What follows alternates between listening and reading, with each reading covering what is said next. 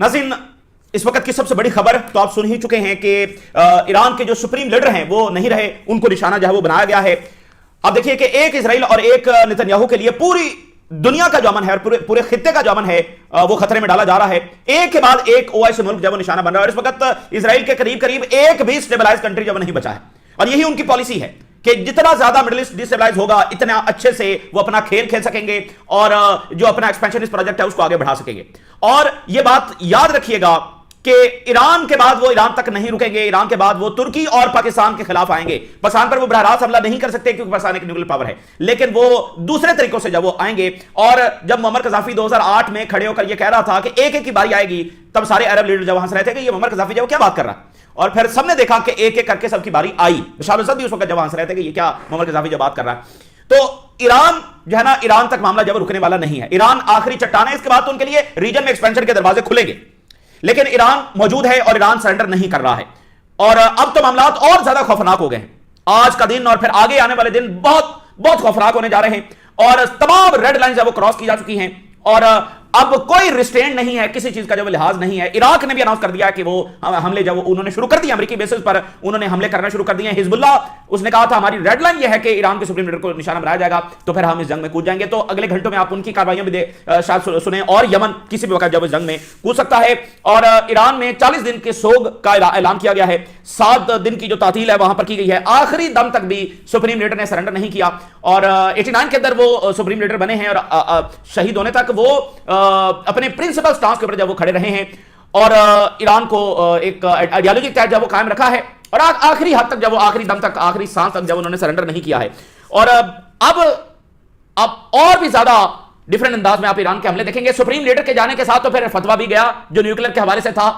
तो ईरान में तो ये कहा जाता रहा ना, सुप्रीम लीडर को भी कहा जाता था कि हमें न्यूक्लियर बनाना चाहिए, लेकिन ये सुप्रीम लीडर ही का फतवा था कि ईरान ने न्यूक्लियर नहीं बनाया।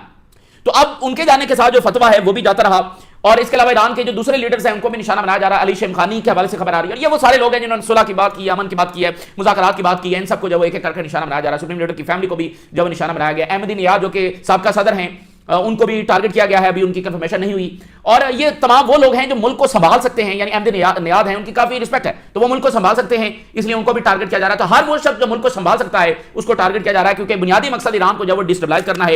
ईरान इस वक्त पूरी मगरबी इंपीरियलिस्ट पावर का सामना कर रहा है, मिलिट्री पावर का सामना कर रहा है, इसके साथ प्रोपेगेंडा और साइकोलॉजिकल वॉर का सामना कर रहा है। आप जरा अंदाजा करें, उनकी बदमाशी का अंदाजा करें, वो इराक के खिलाफ उनका क्या प्रोपेगेंडा था, शाम पर उनका क्या प्रोपेगेंडा, लिबिया पर, और आज ईरान पर भी उनका बयानिया देखिए कि नहीं ईरान ही विलन है।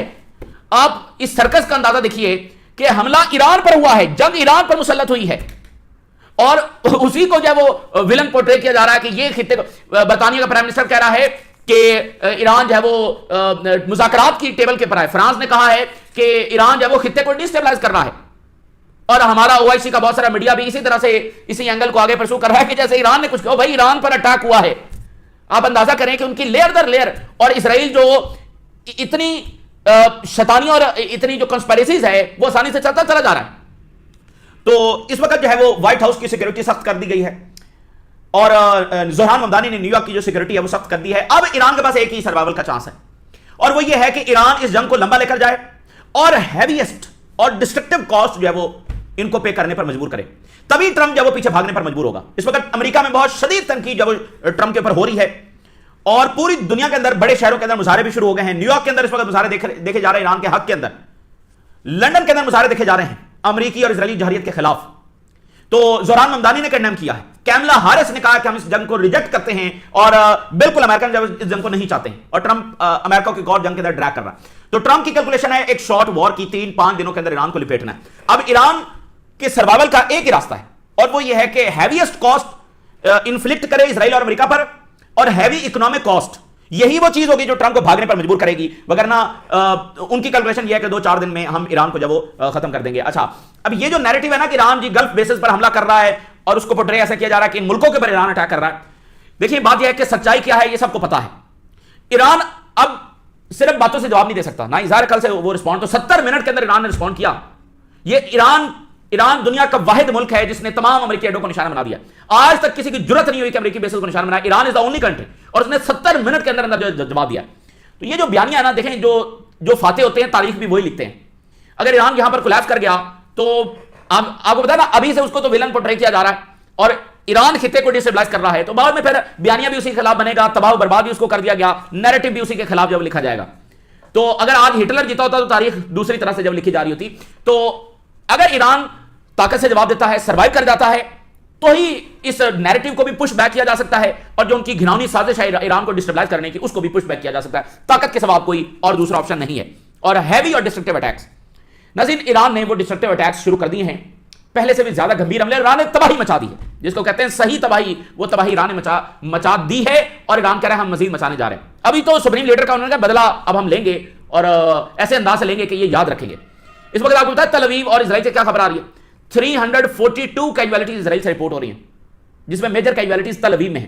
342 कैजुअलिटीज इजराइल के अंदर हो चुकी हैं ईरानी हमलों के नतीजे में। ईरान ने तल अवीव को बहुत डिस्ट्रक्टिव अंदाज में निशाना बनाया है और ईरान ने उनकी जो डिफेंस मिनिस्ट्री है उसको अटैक कर दिया है। उन्होंने ईरान की डिफेंस मिनिस्ट्री को अटैक किया। सुप्रीम लीडर के घर के ऊपर 30 बम गिरा गए हैं। आप अंदाजा तो करें, जरा सोचे तो सही, एक एक ओआईसी लीडर को एक एक करके वो निशाना बनाते चले जा रहे हैं। 2016 में इन्होंने उर्दुगान को भी मारने की जो कोशिश की थी अपनी ही फौज से कू करवा के। तो आप इस घिनौनी साजिश को देखिए, इस घिनौने खेल को देखिए।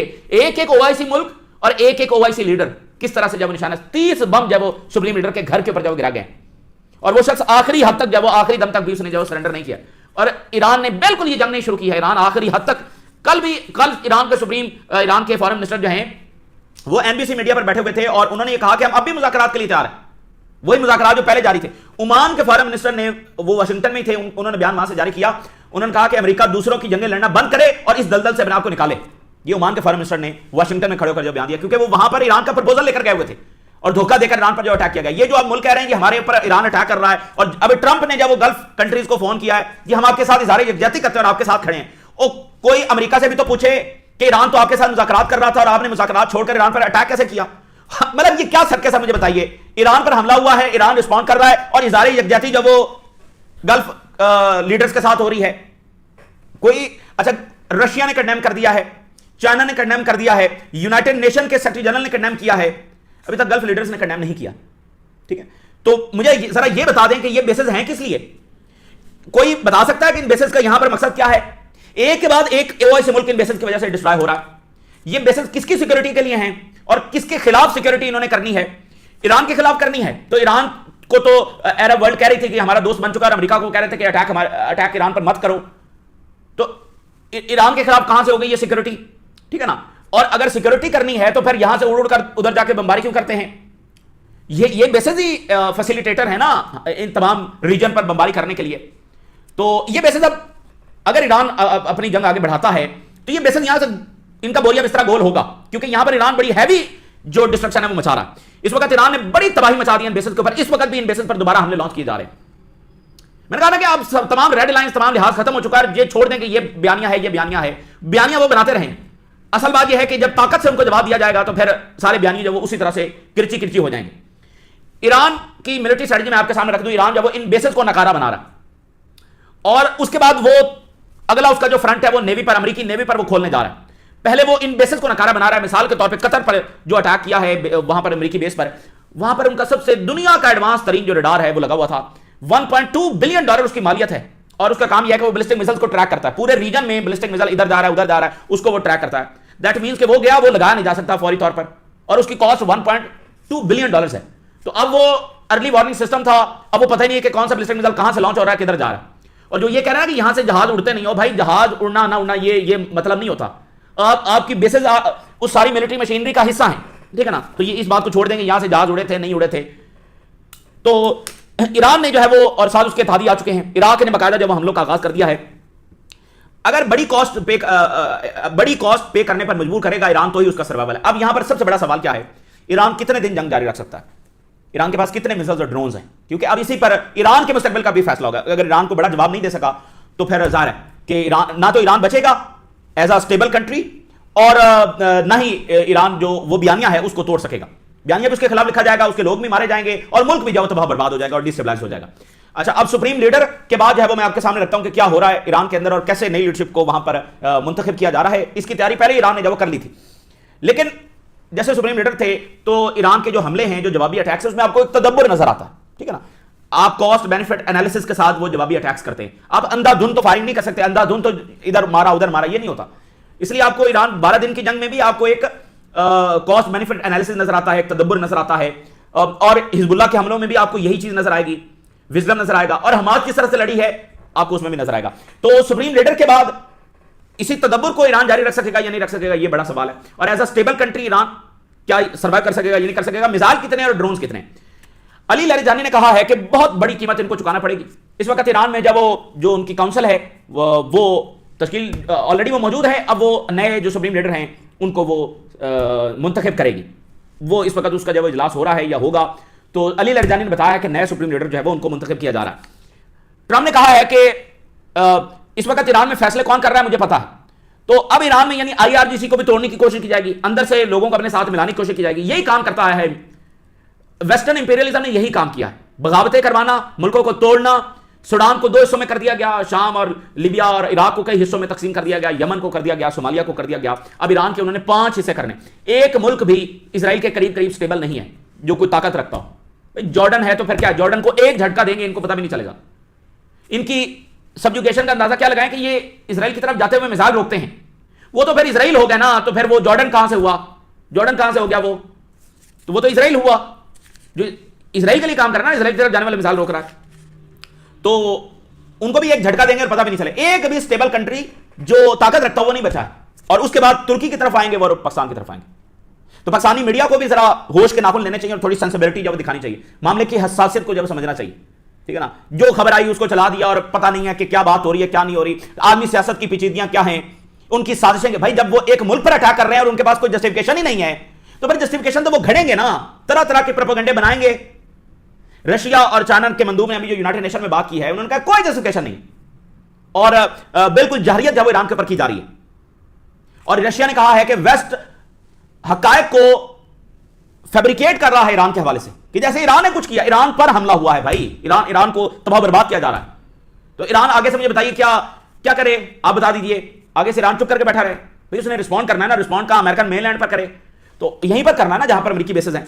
अच्छा, इसके साथ मैं एक चीज आपके सामने जरूर रख दूं कि ग्लोबल रिस्पॉन्स भी ईरान का आ सकता है, जिसमें ज़ाहिर है वो बराह रास्त मिसाइल और ड्रोन नहीं भेजेंगे, डिफरेंट जो टारगेट्स हैं वो उनके लोग कर सकते हैं जाकर मुख्तलिफ रीजन के अंदर, ठीक है ना। ये पॉसिबिलिटी है, क्योंकि मैंने आपको बताया अब सारी डेडलाइन जब क्रॉस हो चुकी हैं। अली लरिजानी ने यह कहा है कि बड़ी ग्रेव मिस्टेक इन्होंने की है सुप्रीम लीडर को निशाना बनाकर, और ईरान के लोग इस स्कीम को जब नाकाम बनाएंगे, और जो लीडरशिप काउंसिल है वो तश्कील पा चुकी है, और वो कॉन्स्टिट्यूशन के मुताबिक जिम्मेदारियां संभालेगी जब तक कि नए लीडर जब उनको मुंतखब नहीं किया जाता, तो पूरी काउंसिल जब वो ये मुल्क को चलाएगी। तो उन्होंने कैसे लीडरशिप के वैक्यूम को पुर करके रखना है उसका बंदोबस्त उन्होंने पहले कर लिया था। अली लरिजानी ने कहा कि अगर दुश्मन ये समझता है कि वो सुप्रीम लीडर को निशाना बना के ईरान को डिस्टेबलाइज करने में कामयाब हो जाएगा, तो ये उसकी बहुत बड़ी भूल है। ये ईरान के वसाइल को जब वो लूटना चाहते हैं, आज सुप्रीम लीडर को निशाना बनाया जाना ये बड़ा हिस्टोरिक टर्निंग पॉइंट है, यानी जिसने हमारे मुस्तकबिल का जो फैसला करना है। और ईरान, उन्होंने अली लरिजानी ने सुप्रीम लीडर के हवाले से बताया कि ईरान सुप्रीम लीडर ने आखिरी लम्हे तक भी कोई एक्सेप्शनल सिक्योरिटी मेजर्स नहीं लिए, वो उन्होंने एक नॉर्मल जो लाइफ है गुजारना जारी रखी। अब तमाम ओआईसी लीडर्स की जरा मोरालिटी का और उनकी जो स्ट्रेंथ, अब यही सवाल आखिरी हद तक, ठीक है ना, मतलब आप उनकी मोरालिटी, उनकी स्ट्रेंथ, उनके अज़म का अंदाजा आप लगा के रखें। तो अली लरिजानी ने कहा है कि इजराइल और अमेरिका को अनफॉरगेटेबल लेसन हम सिखाएंगे। देखिए बात यह है कि हो सकता है अगले लम्हे अली लरिजानी जब वो शहीद हो जाए, ईरान के फॉरेन मिनिस्टर को निशाना बना दिया जाए, तो बात यह नहीं है, वहां पर एक शख्स नहीं है, यही तो बात है। ईरान के हमले सुप्रीम लीडर के शहादत के बाद तो तेज हो चुके हैं, ज्यादा डिस्ट्रक्टिव हो चुके हैं, तो दैट मीन्स कि एक शख्स के जाने से कुछ होने वाला नहीं है। और ये इंटेलिजेंस ने वार्न किया था ट्रंप को कि इसके बाद मजीद हार्ड लाइनर्स जब वो आ जाएंगे। अब ईरान को न्यूक्लियर की तरफ जाना है या अब उसने फैसला करना है, ठीक है ना। और ईरान के स्पीकर ने यह कहा है कि हम इसी सफर को जारी रखेंगे, इन्होंने तमाम रेड लाइंस क्रॉस की और अब ये कीमत पे करेंगे। हमने आज इसी दिन की तैयारी करके रखी थी, हमारी फोर्सेस इसी दिन के लिए तैयार थी, और इनको जब हम सबक सिखाएंगे। 30 बॉम्ब जब वो खमनाई की रेजिडेंस हेडक्वार्टर के ऊपर जब गिरा गए हैं, और ईरान ने कहा है कि हम कई महीनों की जंग के लिए तैयारी कर रहे हैं, दिनों की नहीं, कई महीनों की जंग की तैयारी कर रहे हैं। अगर 15-20 दिन ये जंग खिंच गई तो आप फिर ट्रंप की दौड़ियां यहां से देखेंगे। देखें गल्फ की इस वक्त उनकी फिजाई हदूद बंद है, एयरपोर्ट्स उनके बंद है। दुबई का एयरपोर्ट 24 घंटे की बंदिश जब वो अफोर्ड नहीं कर सकता। आप देखें वहां एयरपोर्ट बंद हुआ है, पाकिस्तान की 200 फ्लाइट कैंसिल हो गई हैं, 150 से 200 फ्लाइट पाकिस्तान में कैंसिल हो गई हैं। क्यों? क्योंकि वाया दुबई जाना है ना भाई, वाया कतर जाना है, वाया सऊदी अरेबिया जाना है, वहां पर एयर स्पेस बंद है, तो यूरोप और एशिया का रास्ता समय कट गया है। 24 घंटे आप अफोर्ड नहीं कर सकते। तो इसलिए ट्रंप को कहा गया था ये बड़ा रिस्की है, लेकिन चूंकि बेबी को बॉम्ब पसंद है तो उसने बॉम्ब करना था, बॉम्ब, ईरान बॉम्ब, ये 40 साल उसकी साजिश है, और आखिरकार ट्रंप को तो अमेरिका को भी पता तब चलेगा, इसको इजराइल को, और ट्रंप को भी पता तब चलेगा, और ये तब दौड़ेगा यहां से जब ये जंग अब ईरान इसको आगे बढ़ाएगा और हमले जवाबी जारी रखेगा। इसके बगैर अब कोई और चारा नहीं है। जोरान ममदानी ने न्यूयॉर्क की सिक्योरिटी सख्त करने का ऐलान किया है। व्हाइट हाउस की और ट्रंप के रिहायशगाह मारो लागो की सिक्योरिटी जो बढ़ा दी गई है। ईरान का वहां पर कोई ऐसा इरादा नहीं है, लेकिन वो ये बता रहे हैं कि खतरा ईरान का यहां तक है, कोई खतरा नहीं है वहां पर। तो जोरान ममदानी ने कंडेम किया और कहा कि ये गैर कानूनी जारहाना जंग है। जोरान ममदानी कह रहा है, यूएन का सेक्रेटरी जनरल कह रहा है, लेकिन कोई अरब लीडर नहीं कह रहा है कि ये जारियत हुई है ईरान पर। ओआईसी ने अभी तक नहीं कहा कि जारियत हुई है। ठीक है, तो बात यह है कि जोरान ममदानी ने कहा कि अमेरिकी अवाम जंग नहीं चाहते। कैमला हारिस ने कहा कि ट्रंप अमेरिका को एक बड़ी जंग की तरफ धकेल रहा है। We are oppose to the regime change operation in Iran, और हमारे ट्रूप्स को खतरे में जरूर डाला जा रहा है। ये वॉर ऑफ चॉइस है, ये कैमला हारिस कह रही है। ठीक है ना, तो ये अंदर सेंटिमेंट है। अगर इसमें कोई बड़ा नुकसान अमेरिका का हुआ तो फिर आप देखेंगे। और एक बड़े तज्ज़ियाकार ने, फॉरेन पॉलिसी के तज्ज़ियाकार ने यह कहा है कि अगर ट्रंप जल्द फतह ना पा सके तो यही वो मामला होगा कि जहां पर गड़बड़ शुरू हो जाएगी अमेरिका के लिए, और ईरान इस जंग को एक्सपैंड करेगा, क्योंकि एक्सपैंड करेगा तो फिर इनकी दौड़ें लगेगी। अच्छा जी, अब ईरान ने तबाहकुन हमले इसराइल पर शुरू कर रखे हैं, और अभी जो वो बदले के हमले वो शुरू कर रहे हैं, तो हर घंटे इसमें तेजी आती चली जाएगी। सुप्रीम लीडर के बदले के हमले वो उन्होंने ऑलमोस्ट कर दिए हैं, और अगले घंटों में आपके सामने मजीद तफसीलात होंगी। मैसिव एक्सप्लोजन जब वो सेंट्रल इसराइल में जब सुने जा रहे हैं, रेस्क्यू टीमें जब वो तलवीव में उनकी दौड़ें लगी हुई हैं, सिग्निफिकेंट डिस्ट्रक्शन जब तलवीव में हुई है। 4 डिफरेंट साइट्स पर सेंट्रल इसराइल में मिसाल करें, रमत डेविड उनकी बड़ी मेन एयर बेस है, उसको निशाना बनाया ईरान ने। जो उनकी वॉर मिनिस्ट्री है, यानी डिफेंस मिनिस्ट्री है, उसको निशाना बनाया ईरान ने। और ईरानी रॉकेट्स भी तलवीव पहुंच चुके हैं।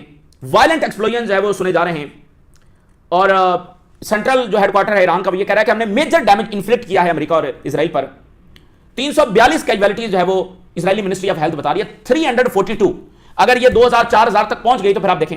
और अब हम हर गुजरते दिन के साथ न्यूक्लियर वॉर की तरफ बढ़ रहे हैं, ये बात ध्यान में रखें, क्योंकि अगर इसराइल को यहां पर मेजर डिफीट हुई तो वो न्यूक्लियर इस्तेमाल करेगा, और अगर अमेरिका को बहुत बड़ा कोई नुकसान हुआ तो न्यूक्लियर इस्तेमाल करने की तरफ जाएगा। इसलिए वो सब कहते रहे कि ये आलमी जंग में तब्दील हो सकती है, ये न्यूक्लियर वॉर हो सकती है, ये तबाही है। मुझे बताइए, पूरी दुनिया के अमन को इस वक्त खतरे में डाला गया है, मुश्किल है, एयरपोर्ट्स बंद पड़े हैं, किस लिए? सिर्फ क्योंकि अगर जंग ना होती तो नेतन्याहू का क्या मुस्तकबिल था, और वो जो ग्रेटर इसराइल बनाना है। ठीक है, तो वक्त आ गया है कि इस फसाद की जड़ को भी अब ईरान खत्म करे, और ये जो बेसेस हैं इनका भी बोरिया बिस्तरा गोल करे, ताकि यहां से अब किसी और ओआईसी मुल्क पर अटैक ना हो सके। अगर ये मुल्क अमेरिका को दो टोक अंदाज में रोक नहीं सकते तो फिर इन बेसेस का यहां पर कोई जस्टिफिकेशन नहीं है। ईरान ने कहा कि हमारी लेजिटिमेट टारगेट्स हैं। भाई एक मुल्क पर हमला हो चुका है, उसके स्कूल के ऊपर अटैक करके 200 से ज्यादा तालिबान वहां पर शहीद हुई हैं। पिछली जंग में हजारों ईरानी अपनी जानों से गए। इस दफा उनका प्लान लाखों ईरानियों को जानों से मारने का है। इराक में 10 लाख इराक के लोग जब मारे गए, तो आप ईरान से कहते हैं कि जी आप रिस्ट्रेन करें और आप जारियत कर रहे हैं। कौन सी दुनिया में आप रहते हैं भाई, कौन सी दुनिया में आप रहते हैं? तो ईरान रिस्ट्रेन नहीं करेगा, और ईरान कोई बात आप नहीं सुनेगा। वो 8 महीनों से चीख कर इनको बता रहा है कि हम मुज़ाकरात के लिए तैयार हैं, हम मुज़ाकरात कर रहे हैं, वो टेबल पर बैठे हुए हैं, वो कंसेशन दे रहे हैं, न्यूक्लियर के हवाले से हर गारंटीज वो देने के लिए तैयार हैं। पिछली बार भी जब उन पर अटैक हुआ था तो मुज़ाकरात टेबल पर बैठे हुए थे। अब कह रहे हैं रिस्ट्रेन करें, तो इन मुल्कों को पहले नहीं अंदाजा था, जब बार बार इनको इन्फॉर्म किया जा रहा था। आप अपनी सिक्योरिटी नहीं कर सकते खुद, आपने बेसेस लाकर यहां पर बिठा दी जो एक के बाद एक ऐसे मुल्क की तबाही का सबब बन रही हैं। तो गजा पर आप इनकी खामोशी देखिए, ठीक है ना, गजा पर आप इनकी खामोशी देखिए, और आज उस खामोशी का नतीजा कि इजराइल इस हद तक बदमाश हुआ पड़ा है। तो ईरान ने कहा कि हमारे पावरफुल अटैक्स जब जारी रहेंगे और आने वाले घंटों में बहुत ज्यादा हो जाएंगे। ग्लोबल एरोगेंस जो है उसको हम तोड़ेंगे, ये जो वेस्ट की ग्लोबल एरोगेंस है, और हमारा गुस्सा, our fire and anger will reach the oppressors, जालिमों तक हमारा गुस्सा और फायर जब वो पहुंचेगा। न्यूयॉर्क के अंदर, लंदन के अंदर बहुत बड़े मुजाहरे शुरू हो गए हैं इसराइली और अमेरिकी एग्रेशन के खिलाफ। 10-15 दिन इसको जरा खींचने दें, फिर आपको पता चल जाएगा। गल्फ में अमेरिकी बेसेस पर ईरान ने फिर हमले शुरू कर दिए हैं। Bahrain, UAE, Kuwait, Qatar, several missile drone इस वक्त वहां पर दागे जा रहे हैं। कुवैत में जो नेवल बेस है उसको हिट किया गया है। 4 ईरानी मिसाइल्स और 12 ड्रोन वहां पर फायर किए गए हैं, और धमाके सुने जा रहे हैं वहां पर। तो अब गल्फ के हवाले से सवाल यह है कि अगर ईरान के हमले आज भी जारी रहते हैं और कल भी जारी रहते हैं इन बेसेस के ऊपर, तो फिर ये मुल्क क्या करेंगे? क्या ये अटैक शुरू कर देंगे ईरान पर? अच्छा, ईरान पर अटैक करेंगे तो कहां जाकर अटैक करेंगे, क्योंकि जो अमेरिका और इजराइल कर रहे हैं वो तो सिविलियन इंफ्रास्ट्रक्चर को भी निशाना बना रहे हैं और ईरान की लीडरशिप को भी निशाना बना रहे हैं और उनकी मिलिट्री साइट्स को भी निशाना बना रहे हैं। तो ये वहां पर जाकर किसको निशाना बनाएंगे और क्या ये वहां पर जाकर मिलिटरीली अटैक कर सकते हैं? उसके बाद क्या होगा? फिर तारीख कैसे लिखी जाएगी? क्योंकि इस वक्त अरब स्ट्रीट कहां पर खड़ी हुई है, ये बात ध्यान में रखें। तो ये मैं तो पहले से, हम तो 8 महीनों से कह रहे हैं कि ये ओआईसी के लिए सबसे बड़ा चैलेंज होगा कि वो इस साजिश का सामना कैसे करती। मुश्किल तरीन टाइम इस वक्त ओआईसी के लिए, ठीक है ना। तो इसकी तैयारी इनको पहले से करके रखनी चाहिए थी। तो अब एक साजिश है, क्योंकि इजराइल तो यही चाहेगा कि खित्ता डिस्टेबलाइज हो और ये आपस में लड़ें। इजराइल को इससे ज्यादा और क्या चाहिए? इजराइल ने यहां पर कोई अमन तो करना नहीं था, उसने यही कुछ करना था। तो लास्ट टाइम जब अटैक हुआ था, ईरान ने अमेरिकी बेसिस को निशाना बनाया था पिछली जंग में, तो नेतन्याहू का बयान था कि अब हम अपने मकासद हासिल करने के करीब तरीन पहुंच गए हैं। तो यही वो मकासद है कि आपस में जो लड़ पड़े। तो इसमें बड़ी विजडम की जरूरत है। और बात यह है कि अगर स्ट्रेट ऑफ हॉर्मोज बंद है और एयर स्पेस बंद है तो ये मुल्क कैसे अफोर्ड करेंगे और ग्लोबल इकोनॉमी कैसे अफोर्ड करेगी? स्ट्रेट ऑफ हॉर्मोज अब बंद हो चुका है और अब मैं आपको कह रहा हूं खौफनाक नेवल वॉर भी छिड़ने जा रही है, क्योंकि बेसिस से फारिग होकर अब इनकी नेवी की तरफ आ रहे हैं। तो ये इस वक्त की ताजा तरीन डेवलपमेंट्स है जो आपके साथ शेयर किया हमने। राज रोगा करें, इजाजत दीजिए, अल्लाह हाफिज़।